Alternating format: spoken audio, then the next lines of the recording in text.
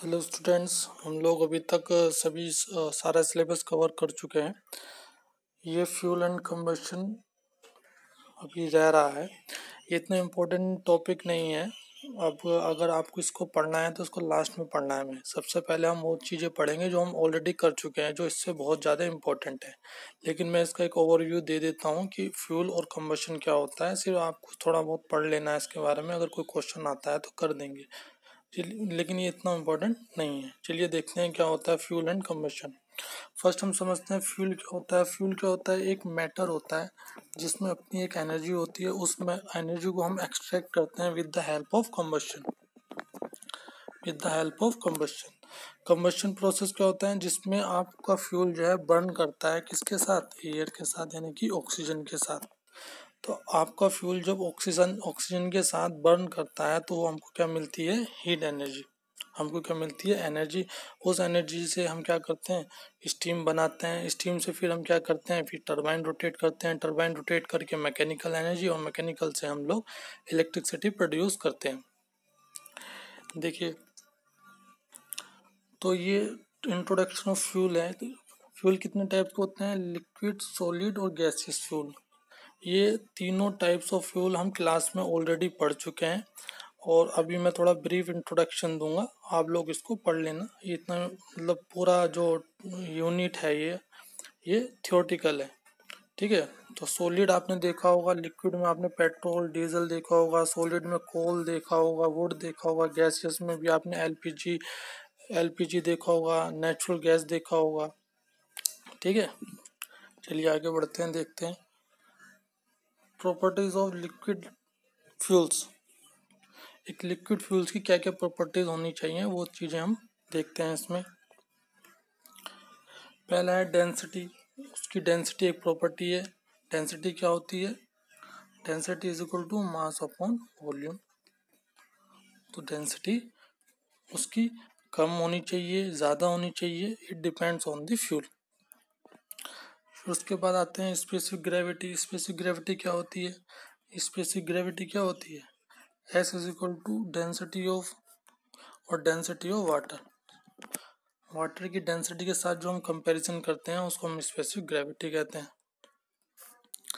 चलिए, विस्कोसिटी एक प्रॉपर्टी है।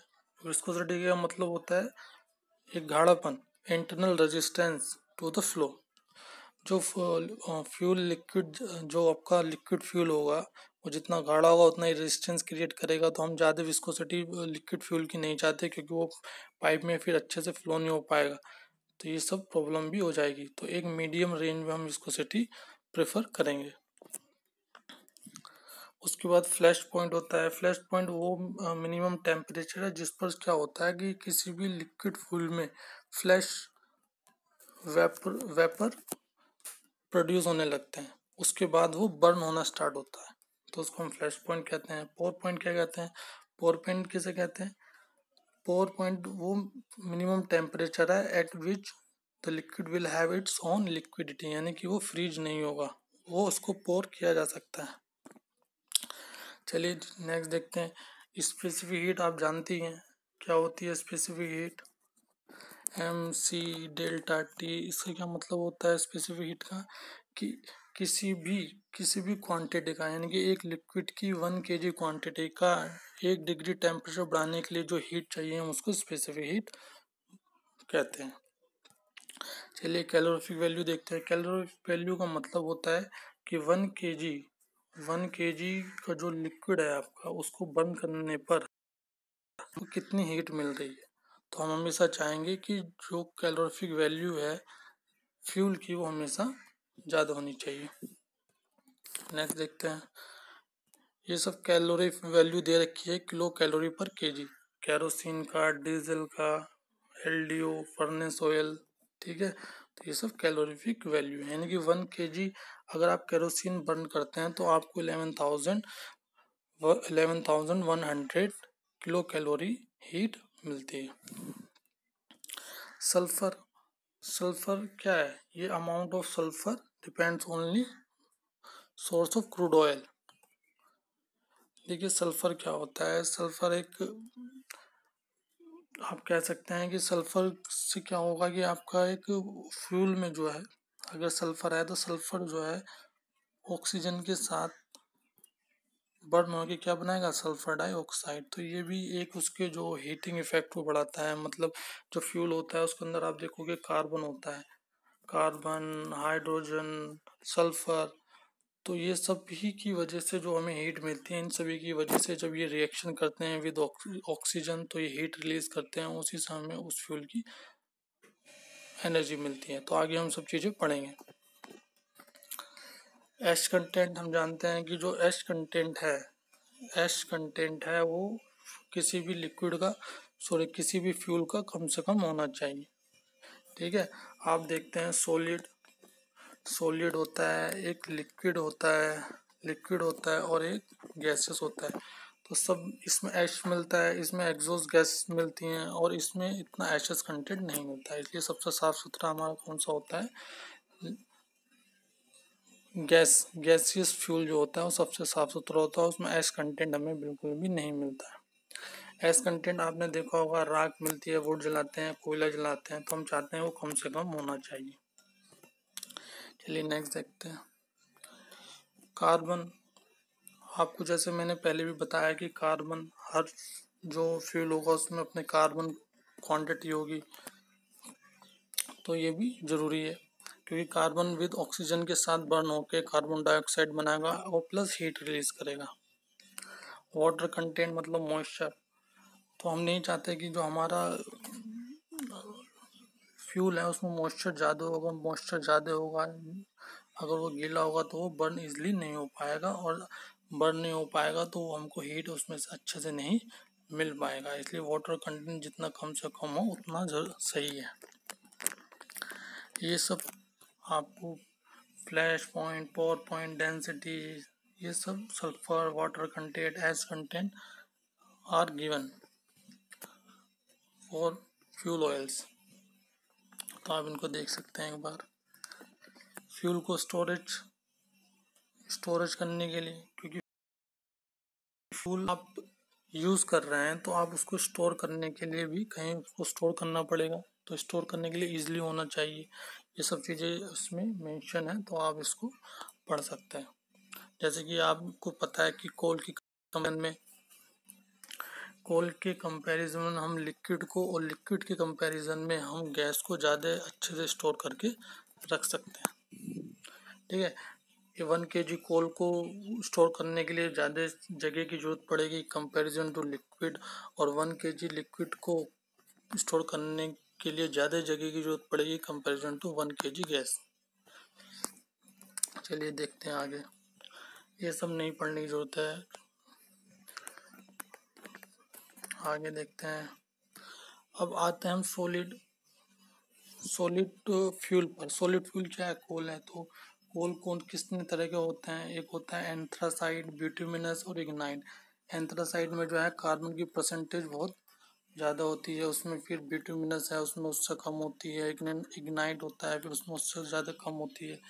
जो एंथ्रासाइड होता है उसमें कार्बन की परसेंटेज, एंथ्रासाइड जो है सबसे अच्छा क्वालिटी का कोल होता है और उसमें कार्बन की परसेंटेज सबसे कम होती है, तभी ये अच्छी क्वालिटी का है। ठीक है, इसके बाद बिटुमिनस जो है इंडिया में जनरली पाया जाता है, बिटुमिनस ही पाया जाता है, एंथ्रासाइड नहीं मिलता है। एंथ्रासाइड जनरली जम्मू और कश्मीर के एरिया में मिलता है, जो कि इतना बहुत कम है, लेकिन ये सबसे best quality of the coal होती है। इग्नाइट सबसे पुअर क्वालिटी का कोल होता है। ठीक है, तो ये सब क्लासिफिकेशन ऑफ कोल गिवन है, तो आप इनको पढ़ सकते हैं। इनके बारे में सब थियोरेटिकल है कि कितना मॉइस्चर होना चाहिए, कितना कम होना चाहिए, ये सब गिवन। तो ये दिया है यहाँ पर grade A B C D E, उस हिसाब से इसमें बता रहा है कैलोरीफिक वैल्यू रेंज कितना है। ए ग्रेड वाले का सबसे ज़्यादा होता है, जी ग्रेड वाले का सबसे कम होता है, तो you can read it easily. तो कुछ फिजिकल प्रॉपर्टीज़ हैं, हीटिंग वैल्यूज़ कि उसको हीट करने के बाद कितनी एनर्जी मिल रही है। ठीक है, analysis of coil is given कि आप किसी कॉल को किस तरह से एनालिसिस कर सकते हैं, क्या क्या उसके पैरामीटर हैं, यानी कि उसमें कार्बन कितना है, कार्बन की क्वांटिटी कितनी है, मॉइस्चर कितना है, वोलेटाइल कितना है। वोलेटाइल का मतलब होता है कि वो कितने इजीली से बर्न हो रहा है। ये सब चीज़ें हम कोल को एनालिसिस करने के लिए ज़रूरत है। तो you can read it. Moisture हम पढ़ चुके हैं कि ज़्यादा मॉइस्चर किसी भी फ्यूल में अच्छा नहीं होगा। अगर मॉइस्चर है तो उसको बर्न होने में परेशानी होगी। तो ये मॉइस्चर कम से कम होना चाहिए। वोलेटाइल अगर कोई फ्यूल को जो है ज़्यादा वोलेटाइल होने चाहिए ताकि वो इजीली बर्न हो जाए। आपने देखा होगा 1 kg जो कोयल होता है और 1 kg पेट्रोल और 1 kg गैस में सबसे ज़्यादा वोलेटाइल कौन होगा? गैस होगा। गैस इजीली बर्न हो जाता है कंपेयर टू लिक्विड, और लिक्विड इजीली बर्न हो जाता है कंपेयर टू कोल। चलिए देखते हैं। ये सब चीज़ें गिवन है, एक बार आप इनको पढ़ लेना। सब इसमें वही दिया है जो मैं बता रहा हूँ। फिक्स कार्बन क्वांटिटी क्या है, वोलेटाइल मैटर क्या है, एश कंटेंट क्या है, मॉइस्चर कंटेंट, सल्फर कंटेंट कितना होना चाहिए, ये सब थ्योरेटिकल है। ये सब मैंने बता दिया है। जैसे कि आप इसको देख सकते हैं कि जो कोल है, moisture, carbon, hydrogen, nitrogen, sulphur, oxygen कितनी कितनी क्वांटिटी में होता है, इसका कंपैरिजन किया गया है। ये इंडोनेशियन कोयल है, ये इंडियन कोयल है। ठीक है। सबसे ज़्यादा मैटर्स कार्बन सबसे ज़्यादा होता है, hydrogen, nitrogen, sulphur, oxygen. So you can read it.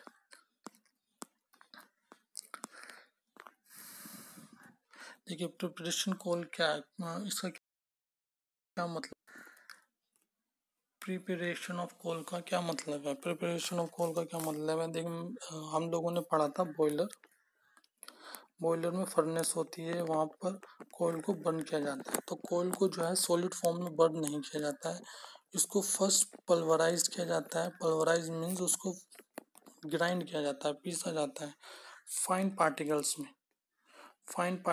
में उसको पीसा जाता है। फाइन पार्टिकल्स में कन्वर्ट किया जाता है। फाइन पार्टिकल्स में कन्वर्ट करने के बाद उसको with the help of pre heated air furnace में भेजा जाता है। तो ये एक गैस की तरह ही बर्न करता है। इसको हम सॉलिड फॉर्म में बर्न नहीं करते हैं। सॉलिड फॉर्म में बर्न करेंगे तो जो हमें जो है लॉसेस ज़्यादा होगा और पोल्यूशन ज़्यादा होगा।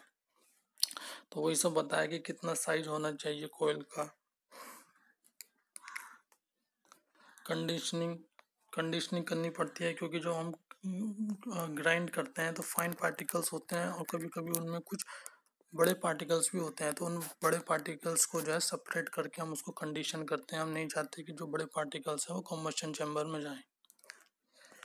ब्लेंडिंग है, ब्लेंडिंग का मतलब पीसना है, उसको अच्छे से पीस के ग्राइंड करके तब उसको हम कम्बशन चैम्बर में भेजेंगे ताकि ज़्यादा से ज़्यादा अच्छे से कम्बशन हो सके और हमको ज़्यादा से ज़्यादा हीट गेन हो सके from the coil.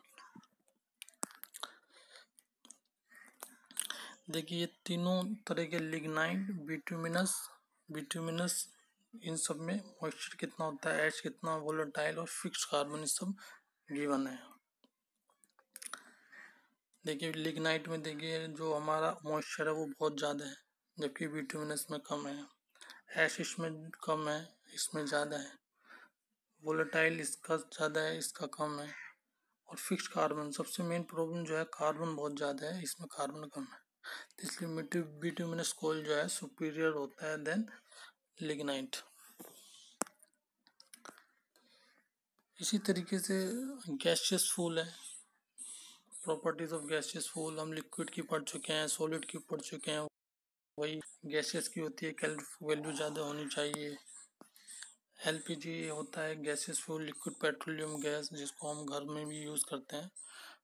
LPG natural gas होती है, कौन सी, मीथेन नेचुरल गैस में आती है। प्रोपेन, ब्यूटेन, ये सब क्या है, नेचुरल गैस है। चलिए आगे बढ़ते हैं। अभी तक हम लोगों ने जो है फ्यूल को समझ लिया है। फ्यूल क्या है, फ्यूल एक मैटर है जिसके अंदर कार्बन है, हाइड्रोजन है, सल्फर है। ठीक है। तो ये जब फ्यूल जिसके अंदर अपनी एक एनर्जी है, जब इसको हम बर्न करेंगे in the presence of oxygen O2, in the presence of oxygen, तो हमें क्या क्या मिलेगा, वो हमें थोड़ा समझ होना चाहिए। जैसे कि कार्बन अगर बर्न होगा तो कार्बन डाइऑक्साइड देगा, सल्फर बर्न होगा तो सल्फर डाइऑक्साइड देगा। उस चीज़ को हम यहाँ देख लेते हैं। ये बेसिक इक्वेशन दिए हैं, केमिकल इक्वेशन दिए हैं कि कार्बन ऑक्सीजन के साथ बर्न होकर कार्बन डाइऑक्साइड देता है, हाइड्रोजन वाटर वेपर देता है और सल्फर सल्फर डाइऑक्साइड देता है। जब ये सब बनते हैं तो उसके साथ साथ हमें हीट एनर्जी भी रिलीज होती है, हीट एनर्जी भी मिलती है। तो ये बेसिक इक्वेशन आपके माइंड में होनी चाहिए। और इसमें कुछ ज़्यादा पढ़ने के लिए है नहीं, ये सब मोलिकुलर वेट पता होना चाहिए, कार्बन का, ऑक्सीजन का, हाइड्रोजन का, sulphur, nitrogen dioxide, carbon dioxide, sulphur dioxide और वाटर वेपर का। देखिए क्या होता है कि जो कार्बन होता है इसका मोलिकुलर वेट 12 होता है, ऑक्सीजन का जो O2 का वो 32 होता है, और जो कार्बन डाइऑक्साइड बनती है इन दोनों के बर्न होने से उसका होता है 44। इसका मतलब होता है कि जो 12 किलोग्राम अगर हमारी कार्बन है तो उसको बर्न करने के लिए हमें 32 किलोग्राम क्या चाहिए, एयर। जब ये दोनों बर्न हो जाएंगे तो हमको 40 kg क्या मिलेगा, कार्बन डाइऑक्साइड। ठीक है, तो 12 kg के लिए हमें कितना चाहिए, 32 kg क्या चाहिए, एयर चाहिए। और 12 किलोग्राम कार्बन के लिए हमें 32 kg O2 चाहिए। तो 1 kg कार्बन के लिए हमें कितना O2 चाहिए, 32 डिवाइडेड बाय 12, इतना हमें O2 चाहिए। तो इस सब केमिकल रिएक्शन से हम लोग जो है क्वांटिटी ऑफ एयर कैलकुलेट कर सकते हैं फॉर डिफरेंट कॉन्स्टिट्यूएंट्स या डिफरेंट कंटेंट्स जो हमारे फ्यूल में हैं। जैसे कि कार्बन के लिए अलग होगा, हाइड्रोजन के लिए अलग होगा, सल्फर के लिए अलग होगा। आई होप कि आपको एक बेसिक अंडरस्टैंडिंग हो गई होगी इसकी फ्यूल और कंबशन की कि कैसे काम करता है। और सब आपको ज़्यादा डीप जानने की ज़रूरत नहीं है इसमें, बस आपको इतना ही समझने की ज़रूरत है जितना मैंने पढ़ाया। आप थोड़ा और पढ़ सकते हैं इसमें कि कंबशन कॉल कैसे होता है, तो वो सब मैं पहले ऑलरेडी आपको बता चुका हूँ। हम इस पर कई बार डिस्कस कर चुके हैं और ज़्यादा इसमें डीप जाने की ज़रूरत नहीं है, बस एक बेसिक अंडरस्टैंडिंग आपको रखने की ज़रूरत है। और इसको सबसे लास्ट में पढ़ना है, इसको अभी नहीं पढ़ना है। इससे पहले बहुत इंपॉर्टेंट चीज़ें हैं जो मैं पढ़ा चुका हूँ, उसको पढ़ना है। ऑलमोस्ट आपका सिलेबस कंप्लीट हो चुका है, अब आपको पढ़ना है। अगर कोई भी प्रॉब्लम हो रही है किसी भी टॉपिक में या न्यूमेरिकल में या डेरिवेशन में तो send me message, so I will make the videos on that topic so that it can help you in better ways. Okay, I think ये वीडियो आपको हेल्प करेगी to have a good understanding of fuel and combustion. Okay.